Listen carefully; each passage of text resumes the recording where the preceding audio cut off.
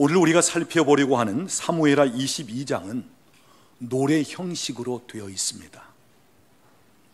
다윗은 이스라엘 왕 중에 어느 왕보다 전쟁을 많이 치른 왕입니다. 그는 수많은 전쟁을 치렀어요. 그래서 그의 손에 피가 많이 묻어 있습니다. 그래서 그가 하나님 앞에 성전을 건축하려고 했지만 하나님은 네 손에 피가 많이 묻어 있으므로 네가 그 일을 할 수 없다. 그러면서 그 아들 솔로몬을 통해서 성전을 건축하게 할 정도로 다윗은 많은 전쟁을 통해서 피가 묻힌 바 되고 또 많은 전쟁의 경험이 있습니다. 특별히 주변에 있는 이 블레셋은 항상 이스라엘을 괴롭게 하고 힘들게 만들었던 나라입니다. 그래서 이스라엘과 블레셋 사이는 항상 긴장 관계에 있어요. 언제 어느 때 침략할지 모릅니다. 언제 어느 때 불현듯 공격할지 모릅니다. 그러니까 이스라엘과 블레셋은 늘 긴장 상태, 그리고 조금도 방심할 수 없는, 그러면서 계속되는 이 전쟁 역사가 이스라엘과 블레셋 간에 있었습니다. 특별히 사무엘하 21장 15절부터 보면 블레셋과 전쟁을 하게 되는데, 이때 이스라엘을 침략하는 블레셋 군인들은 거인들이었다는 것입니다. 신장이 장대하고 그리고 체중도 많이 나가고 그만큼 강하고 그만큼 용맹스럽고 그만큼 힘센 상대였다는 것입니다. 그러니까 다윗과 그 군대는 전쟁을 치르는데 너무너무 부담스럽고 힘겨운 상태, 인간적으로 생각하면 승산이 없는 그런 상태에서 전쟁을 하게 되는 것입니다. 침략해 오니까 나가서 맞서 싸울 수밖에 없는 상황이에요. 전쟁의 결과는 다윗의 군대의 승리로 끝납니다. 그래서 오늘 본문은 다윗이 전쟁에서 승리한 후에 그 전쟁을 승리케 해주신 하나님 앞에 감사하면서 노래하고 찬양하는 내용입니다. 우리가 성경을 보면 하나님께서 행하시는 놀라운 구원 역사를 경험하든지 또는 하나님께서 삶 속에 참 위대한 일을 행하셨을 때 그 일들을 목격하고 경험한 다음에는 반드시 하나님을 찬양하고 노래하는 것이 뒤따릅니다. 출애굽기 15장을 보면 모세와 이스라엘 백성들의 찬양이요 노래입니다. 어떠했을 때요? 그들 앞에 홍해가 가로막혀 있을 때 그들은 절망 상태, 여기서 우리가 죽었구나, 뒤따르는 애굽 군대에 의해서 이제는 더 이상 나아갈 수 없이 여기서 죽게 되는구나. 그런데 하나님께서 어떻게 하십니까? 모세로 하여금 홍해를 향하여 지팡이를 가리키라 하면서 그 홍해를 양쪽으로부터 물이 감아 올라지듯이 그러면서 가운데 통로가 나는 것입니다. 그래서 이스라엘 백성들은 홍해를 마른 땅처럼 건너는 것입니다. 이제 홍해를 다 건너면서 이스라엘 백성의 말미가 육지로 올라섰을 때 뒤따라오던 그 애굽 군대, 바로가 직접 인솔하는 그 애굽 군대는 아직 물속에 걸어오고 있을 때 하나님께서 양쪽으로 나뉘어졌던 물을 다시 합쳐버립니다.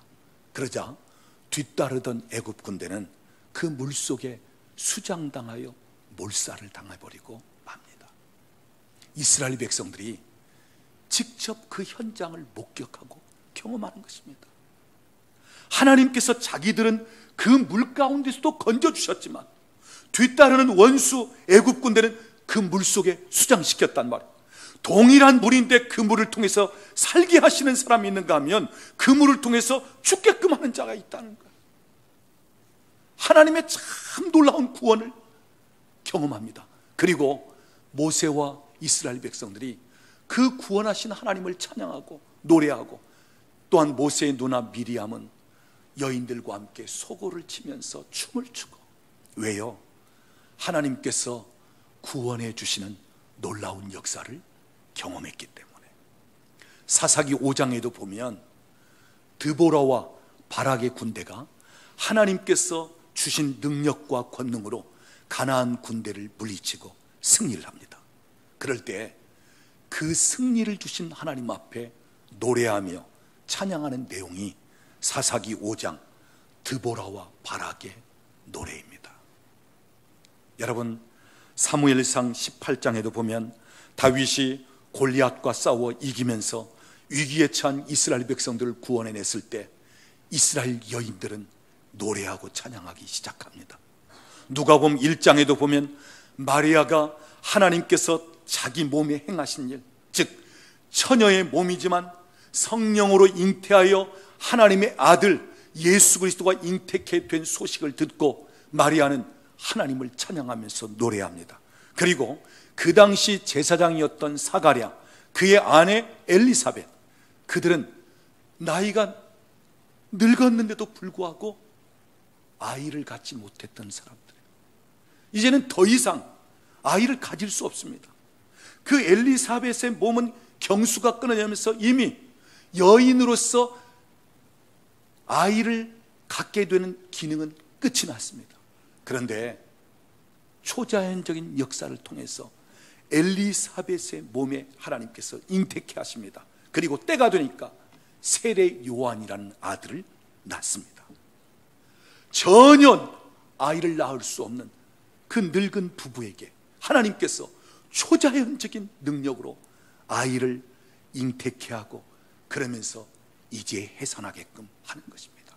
그럴 때 제사장 사가랴가 참 놀랍고 기이한 일을 행하신, 초자연적으로 아이를 갖게 하시면서 해산케 하신 그 일을 목격하면서 하나님을 찬양하는 내용이 실려 있습니다.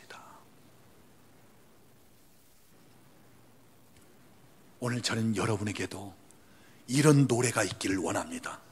이런 찬양이 있기를 원합니다. 하나님께서 여러분을 어떤 상황이 있든지 건져주시는 구원의 역사를 경험하면서 찬양할 수 있기를 원합니다. 하나님께서 여러분 삶 속에 초자연적으로 행하신 역사들을 경험하면서 찬양할 수 있기를 원합니다. 여러분 가운데 하나님께서 행하시는 놀라운 기사와 이적들, 하나님께서 행하시는 참 기묘한 일들을 통해서 하나님을 찬양할 수 있기를 원합니다.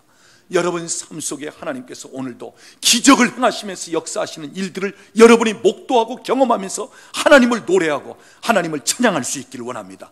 계속적인 찬양, 계속적인 노래가 여러분 삶 속에 있기를 우리 주님의 이름으로 축원합니다. 이것이 나의 간증이요, 이것이 나의 찬양일세. 내가 사는 동안 끊임없이 구주를 찬송하리로다. 나의 간증, 나의 찬송, 나 사는 날 동안 끊임없이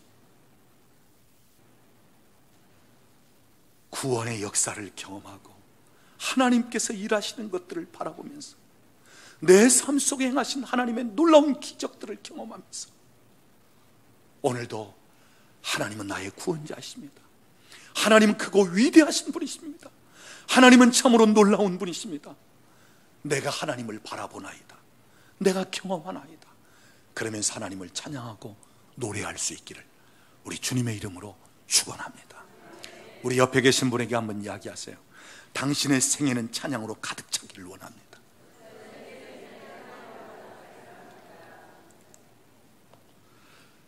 다윗이 이 노래를 부르기 전에 현실은 어떠했는가?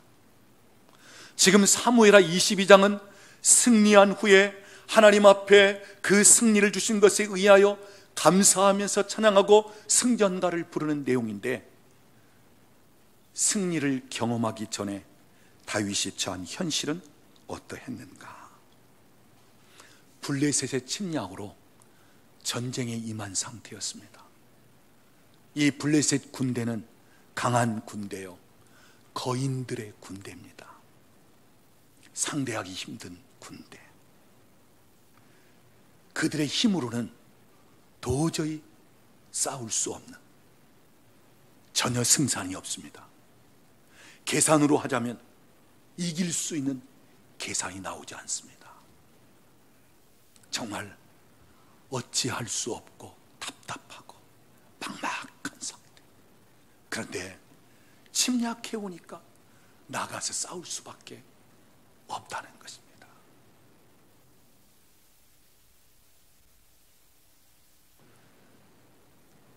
얼마나 그들의 힘이 강했던지, 그들이 손에 잡고 던지는 창이 300세겔 정도 무게가 나갔다. 오늘날 환산하면 약 3.5kg 정도 되는 창의 무게입니다. 그런데 그 창을 자유자재로 마음대로 쓸 수 있을 정도로, 그 정도로 힘센 용사들이었다는 것입니다. 거인들이었다는 것입니다. 그러니까 그 거인들, 힘센 그 군인들 앞에 다윗의 군대는 두렵고 불안하고, 그리고 전혀 그들의 힘으로는 이길 수 없는 상태. 이것이 바로 다윗이 처한 현실이었습니다.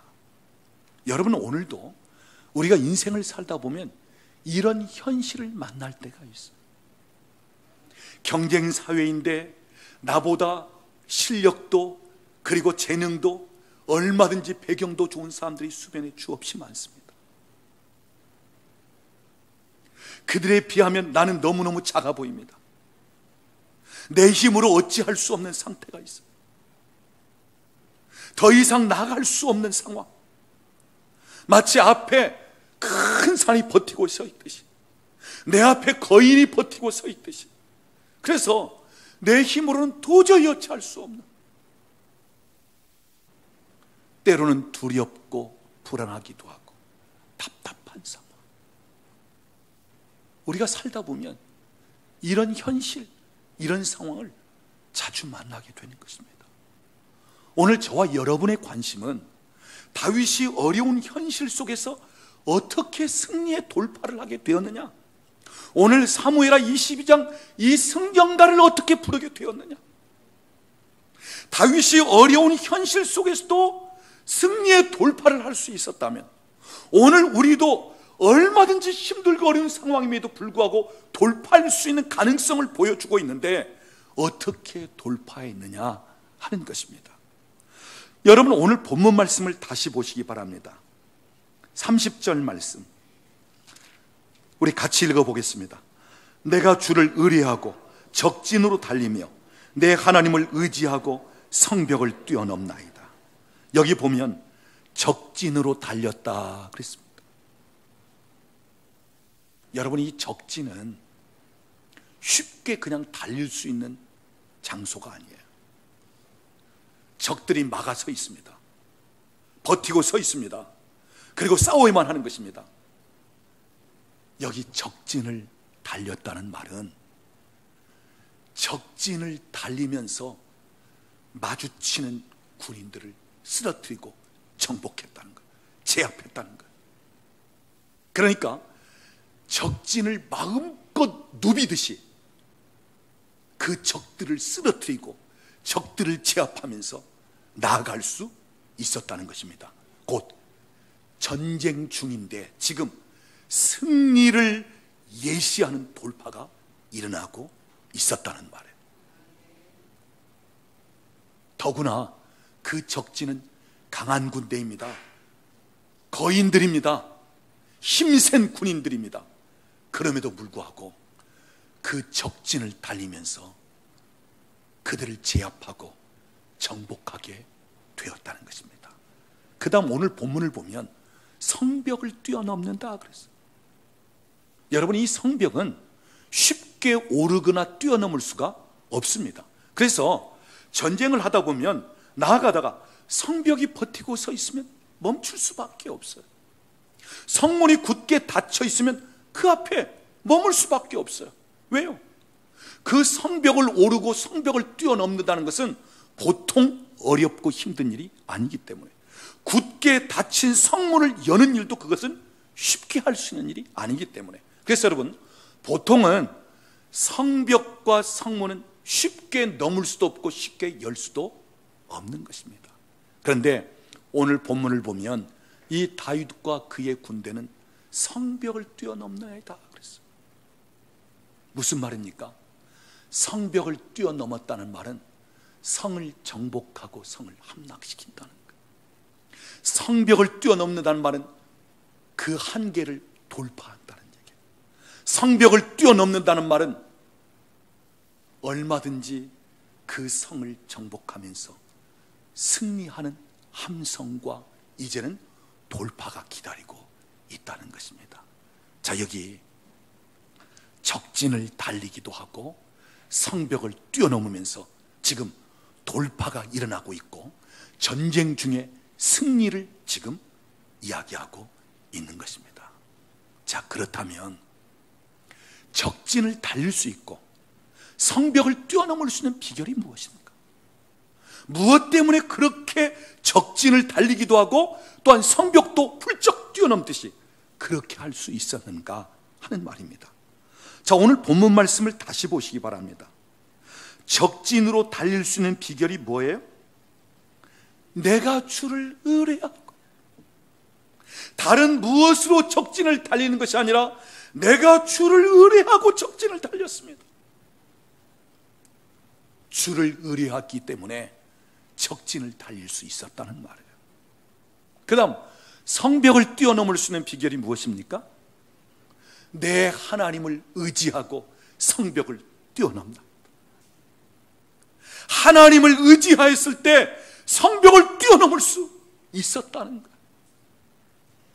그러니까 적진을 달리는 것도 성벽을 뛰어넘는 것도 하나님을 의지하였기 때문에, 다시 말하자면 하나님을 의지할 때 하나님께서 힘주시고 능력을 주시고 하나님이 함께 하시기 때문에 적진을 달리면서 적을 쓰러뜨리고 정복하고 성벽도 뛰어넘으면서 성을 함락시키고 성을 취합하고, 하나님을 의지하였을 때, 주님을 의지하였을 때 적진도 달리고 성벽도 뛰어넘으면서 전쟁을 승리로 돌파할 수 있었다 하는 말입니다. 여기서 주를 의지한다, 하나님을 의지한다는 말은 먼저는 하나님을 믿는다는 얘기예요. 믿지 못하면 의지할 수가 없는 것입니다. 그래서 의지하기 전에 반드시 선행되어야 할 일은 믿는 것입니다. 그래서 찬송가 중에도 내가 믿고 또 의지함은, 의지하게 되는 것은 믿기 때문에, 내가 믿는 바가 되기 때문에 의지하고 그분에게 맡기는 것입니다. 그래서 주를 의지한다, 하나님을 의지한다는 말은 하나님을 믿는다는 것입니다. 다윗은 하나님을 믿고 그러면서 하나님을 의지합니다. 그 다음, 여기 주를 의지하고 하나님을 의지한다는 말은 나 자신을 포기한다는 거예요. 하나님, 나라고 하는 자신은 내려놓고 내가 오직 하나님만 의지하고 하나님만 붙잡습니다. 하나님을 바라봅니다. 나의 경험도, 나의 힘도, 나의 생각도, 나의 방법도 다 내려놓습니다. 오직 하나님을 붙잡습니다. 하나님을 의지합니다. 또한 주변에 있는 도울 자들도 다 내려놓는다는 거예요. 여러분, 다윗에게는 함께 싸울 수 있는 좋은 군대가 있었습니다.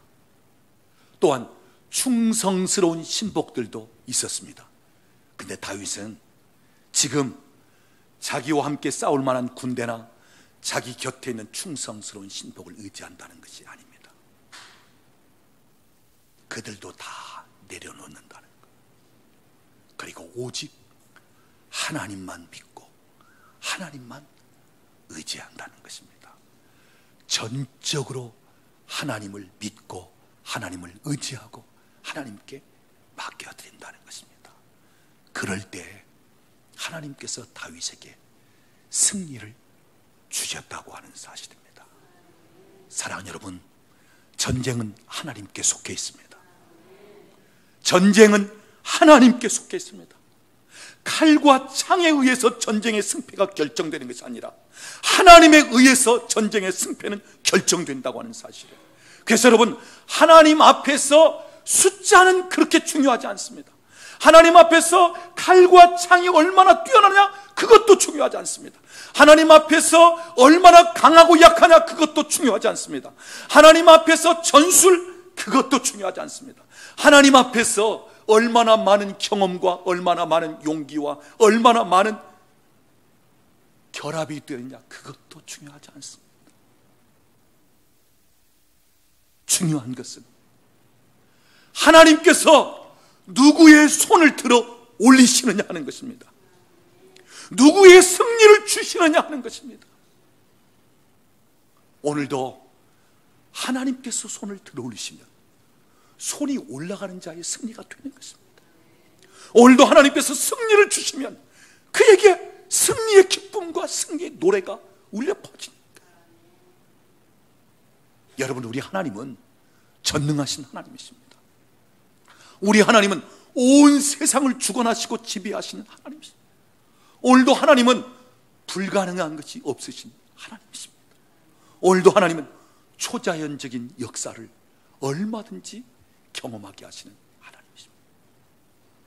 오늘 그분이 내 손을 들어 올리신다면, 그분이 내게 승리를 주신다면 승자가 되는 것입니다. 돌파가 일어나는 것입니다. 오늘 하나님께서 여러분의 손을 들어 올리시기를 축원합니다. 하나님께서 여러분을 승리케 하시기를 원합니다. 하나님이 올리시면요, 약한 자일지라도, 때로는 힘이 없는 자일지라도, 불가능한 상황 속에 있다 할지라도 그것이 문제가 아닙니다.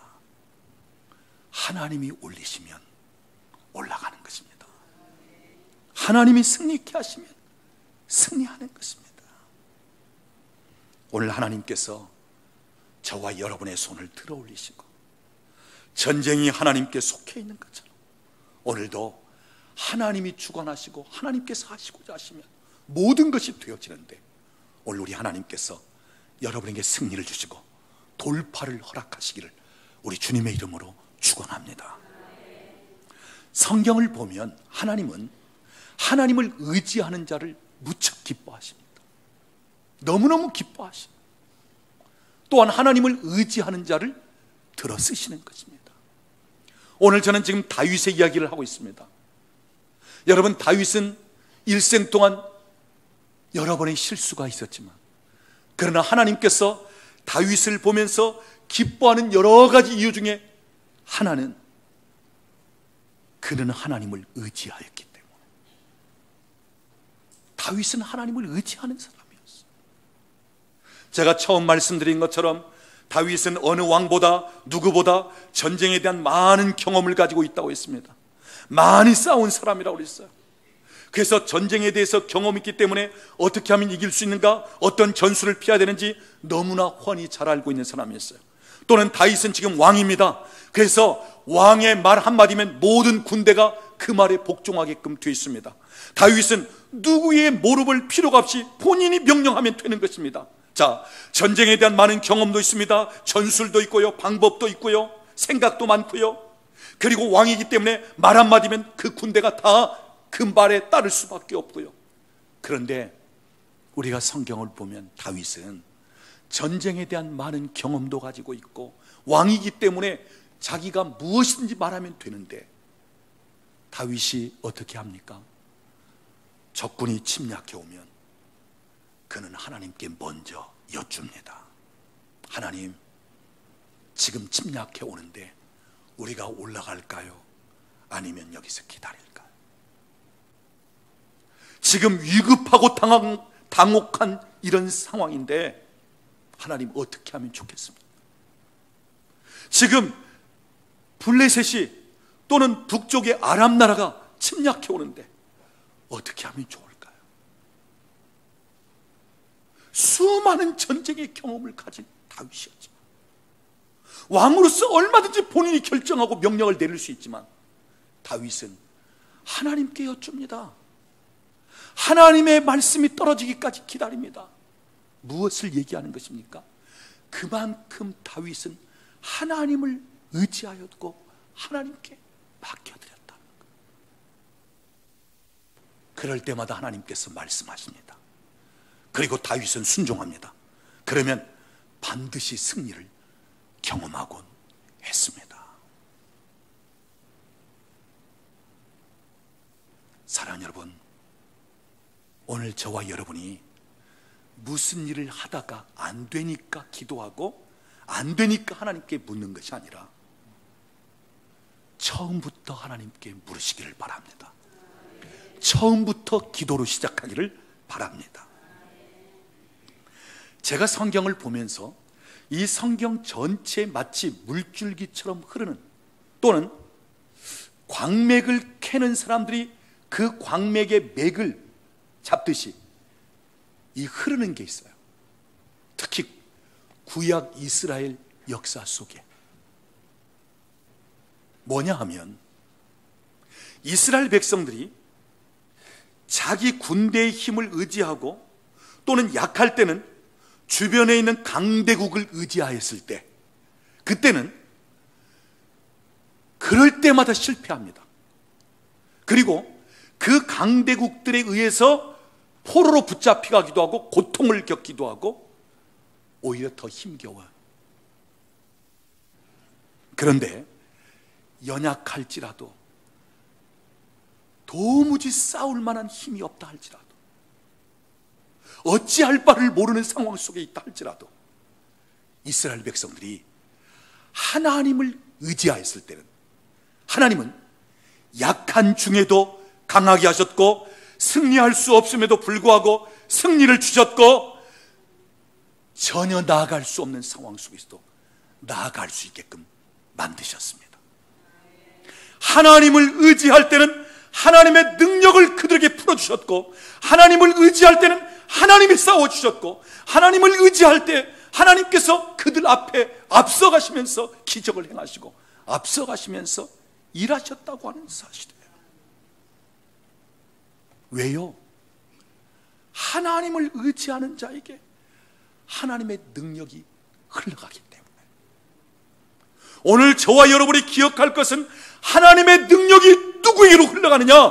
하나님을 의지하는 자에게 흘러간다고 하는 사실이에요. 강한 자에게 흘러가는 것이 아닙니다. 지혜 있는 자에게 흘러가는 것이 아닙니다.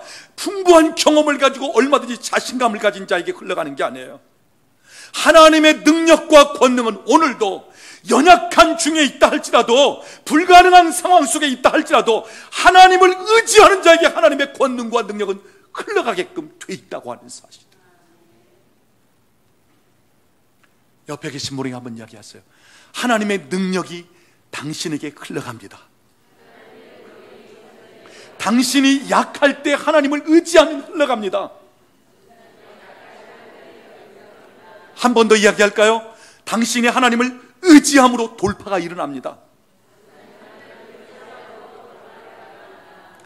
약한 나로 강하게, 가난한 날 부하게, 눈먼 날 볼 수 있게 주 내게 행하셨네. 호산나 호산나, 죽임 당한 어린 양. 호산나 호산나, 예수 다시 사셨네. 예수님은 죽임 당한 어린 양이실 뿐 아니라 예수님은 다시 사신 예수님이십니다. 부활하신 예수님이십니다. 마귀 권세를 이기시고 승리한 예수님이시고, 사망 권세를 이기고 승리하신 예수님이십니다. 이 시간 저는 예수 그리스도의 부활의 능력을 가지고 선포합니다. 오늘 여러분 가운데 약함이 그리스도 예수 안에서 강함으로 바뀌어질지어다. 여러분의 실패가 그리스도 안에서 승리로 바뀌어질지어다. 여러분 안에 흐르는 죽음의 세력들, 사망의 세력은 예수 그리스도 안에서 생명으로 바뀌어질지어다. 여러분 가운데 질병이 오히려 그리스도 안에서 능력과 권능이 될지어다. 여러분 안에 불가능한 것들이 그리스도 안에서 가능한 것으로 바뀌어질지어다. 여러분 삶 속에서 방해하고 힘들게 했던 모든 세력들이 이제는 여러분을 위해서 돕는 세력으로, 여러분을 위해 좋은 동반자들로 바뀌어질지어다. 예수 그리스도 안에서, 오늘 주님 안에서 주님을 의지하고 믿고 주님을 바랄 때 오늘도 얼마든지 놀라운 역사, 얼마든지 바뀌어지는 역사가 일어난다고 하는 사실이에요.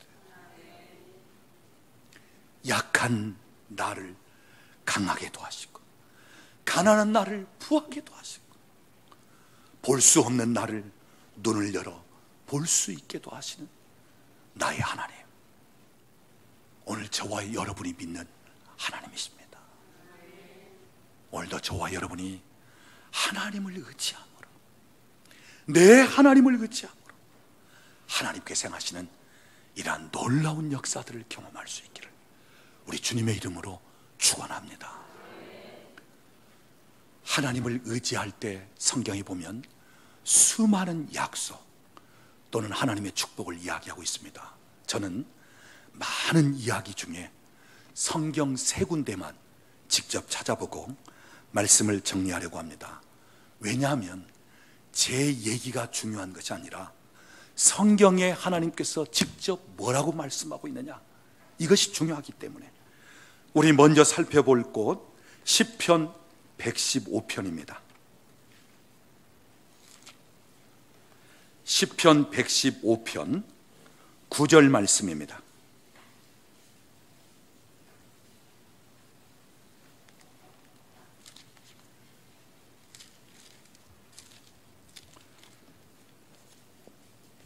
시편 115편 9절 우리 같이 봉독하겠습니다.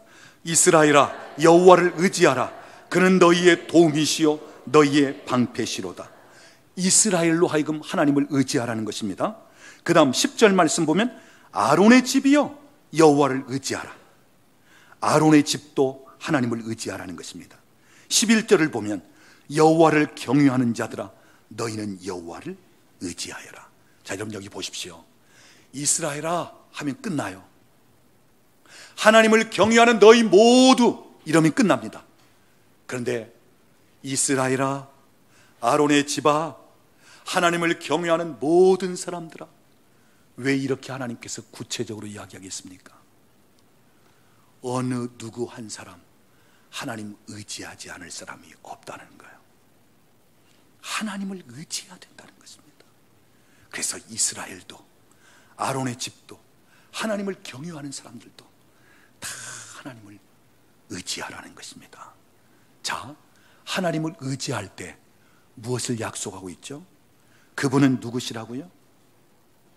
너희의 도움이시요 너희의 방패가 되십니다. 하나님을 의지하는 자에게는 하나님이 도움이 되어주신다는 말이에요. 하나님이 방패가 되어주시면서 막아주신단 말이에요. 어떤 질병이든지 환난이든지 재앙이든지 어떤 해악이든지 하나님이 막아주시겠다. 하나님 의지하는 자에게.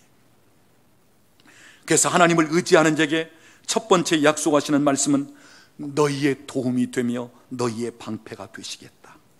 그 다음 두 번째 하나님을 의지하는 자에게는 어떤 말씀을 주시는가? 12절 보면 여호와께서 우리를 생각하사 복을 주시되 이스라엘 집에도 복을 주시고 아론의 집에도 복을 주시며 13절 보면 높은 사람이나 낮은 사람을 막론하고 여호와를 경외하는 자들에게는 복을 주시리로다. 하나님을 의지하는 자에게 두 번째 약속하신 말씀은 하나님이 생각해 주시면서 복을 주신다는 거예요. 이것이 하나님을 의지하는 자에게 두 번째 약속되어진 말씀입니다. 그 다음 세 번째 하나님을 의지하는 자에게 주어지는 약속 또는 축복은 우리 14절 같이 읽어보겠습니다. 여호와께서 너희를 곧 너희와 너희의 자손을 더욱 어떻게 하기를 원하신다고요? 번창하게 하시기를 원하노라. 너희뿐 아니라 너희 후손들까지도 번창케 하기를 원하노라. 그런데 어떤 사람들에게요? 하나님을 의지하는 사람에게. 그 다음 우리 시편 146편으로 넘어가 봅니다. 146편 3절부터 5절 말씀, 우리 조금 길지만 같이 읽어보도록 하겠습니다. 귀인들을 의지하지 말며 도울 힘이 없는 인생도 의지하지 말지니 그의 호흡이 끊어지면 흙으로 돌아가서 그날에 그의 생각이 소멸하리로다. 야곱의 하나님을 자기의 도움으로 삼으며 여호와 자기 하나님에게 자기의 소망을 두는 자는 복이 있도다. 여러분, 여기 3절 말씀 보면 귀인들, 권세 있는 자들, 방백들, 힘 있는 자, 재물 있는 자, 그런 사람들 의지하지 말라. 또한 도울 힘이 없는 인생도 의지하지 말라. 왜요? 사람은 호흡이 끊어지면 다 흙으로 돌아갈 수밖에 없는 존재. 우리 인생은 시도 때도 없이 변할 수밖에 없는 인생. 그래서 사람 의지하지 말라. 힘 있는 자들 의지하지 말라. 그러면서 5절 말씀 보면 하나님을 자기 도움으로 삼는 자, 하나님을 의지하면서 하나님의 도움을 구하는 자, 자기의 소망을 하나님께 두는 자는 그 사람이 진실로 복 있는 사람입니다. 오늘 저는 여러분이 복 있는 사람 될 수 있기를 원합니다. 하나님을 도움으로 삼으십시오. 하나님께 소망을 두십시오. 하나님을 의지하십시오. 그럴 때 하나님께서 여러분을 도와주시고 여러분의 소원, 여러분 마음에 소망하는 것을 이루시는 하나님 되십니다. 성경 한 군데 더 보겠습니다. 조금 더 뒤로 넘어가 보면 예레미야 17장입니다. 1077쪽입니다. 예레미야 17장 5절, 6절, 7절, 8절, 이 두 구절은 5절, 6절과 7절, 8절은 대조를 이루고 있습니다. 자, 5절 말씀 보면 여호와께서 이와 같이 말씀하시니라. 무릇 사람을 믿으며 육신으로 그의 힘을 삼고 마음이 여호와에게서 떠난 그 사람은 저주를 받을 것이라. 하나님으로부터 마음이 떠나서 사람을 의지하고 혈육을, 그 힘을 의지하는 자는 저주를 받는다는 거야. 근데 그 저주가 6절 말씀 보면 어떤 나무 같다고요? 사막의 떨기나무 같다. 좋은 일이 오는 것을 보지 못한다. 그리고 광야 간조한 곳, 건건한 땅, 사람들이 살지 못하는 땅에 살고 있다. 아무런 열매를 맺지 못한다는 말이에요. 사막에 심겨진 떨기나무, 제대로 자랄 수 없다는 말이에요. 그리고 그 사막에서 힘들고 어렵고 그러면서 사람들이 살 수 없는 그런 힘든 곳에 거하는 인생이 되어버리고 만다는 것입니다. 자, 그런데 7절 8절을 보면 그러나 무릇 여호와를 의지하며 여호와를 의뢰하는 그 사람은 저주가 아니라 복을 받는다는 것입니다. 자, 8절은 우리 같이 읽어보겠습니다. 그는 물가에 심어진 나무가 그 뿌리를 강변에 뻗치고 더위가 올지라도 두려워하지 아니하며 그 잎이 청청하며 가무는 해에도 걱정이 없고 결실이 그치지 아니함 같으리라. 여러분, 여기 보십시오. 하나님을 의지하는 자에게는 하나님이 복을 주시는데 어떤 나무와 같다고요? 물가에 심겨진 나무와 같다는 것입니다. 뿌리를 강변에 뻗은 나무와 같다는 것입니다. 그러므로 더위가 오든지 가뭄이 오든지 걱정할 것도 없고 염려할 것이 없다는 것입니다. 두려워할 것이 없다는 것입니다. 그럴지라도 잎이 청청하고 결실이 그치지 아니한다. 계속해서 열매 맺는 삶이 되어지고 계속해서 잎이 청청하고 계속해서 잘 되어지는. 여러분, 사람을 의지하고 하나님 외에 다른 무엇을 의지할 때는 광야의 떨기나무 같은 인생이 되어버려요. 그러나 내가 힘들고 어렵고 나에게 도울 힘이 없는 상황 속에 있다 할지라도, 내 힘으로는 도저히 불가능한 상황 속에 있다 할지라도 하나님을 의지하기만 하면 하나님께서 내 인생을 어떻게 하신다고요? 물가에 심겨진 나무처럼, 뿌리를 강변에 뻗은 나무처럼. 그래서 많은 열매가 맺혀지고 잎이 청청하면서 풍성한 나무가 되어지는 것처럼. 사랑하는 여러분, 오늘 저와 여러분이 남은 내 인생을 살면서 내가 무엇을 의지할 것인가? 내가 어디에 비중을 둘 것인가? 내가 무엇을 붙잡을 것인가? 나의 힘과 배경을 무엇으로 만들 것인가? 중요하다고 하면서 오늘 다윗이 거인들과 싸움에서 하나님을 의지하면서 적진을 달리기도 했고 성벽을 뛰어넘을 수 있으면서 승리의 쾌가를 부르며 승전가를 부르며 돌파케 되어진 하나님을 찬양했던 거죠. 오늘 저와 여러분이 하나님을 의지함으로, 우리 주님을 의지함으로 적진을 달릴 수 있기를 원합니다. 성벽을 뛰어넘을 수 있기를 원합니다. 실가에 심겨진 나무와 같이, 강변에 뿌리를 뻗은 나무와 같이 계속해서 열매를 맺고 계속해서 풍성한 삶으로 돌파해 나갈 수 있기를 원합니다. 여러분, 오늘 이 시간 내 생애는 오직 하나님만 섬기고 오직 하나님만 의지하겠다는 이 결단을 가지십시오. 내가 다른 무엇에 도움을 구하거나 다른 어떤 무엇을 내 배경으로 삼고, 아니 나 자신과 내 경험과 그 무엇을 앞서 내세우기보다는 나는 철저하게 하나님을 의지하노라. 나는 철저하게 하나님을 나의 도움으로 삼노라. 하나님이 나의 배경이 되신다. 내가 하나님을 의지하노라. 나는 오직 하나님만 섬기겠노라. 오늘 이 시간 여러분이 결단하면서 하나님을 의지하며 나갈 때 다윗의 삶 속에 돌파를 주셨던 하나님이시라면 오늘도 저와 여러분 삶 속에 돌파를 주실 줄로 믿습니다.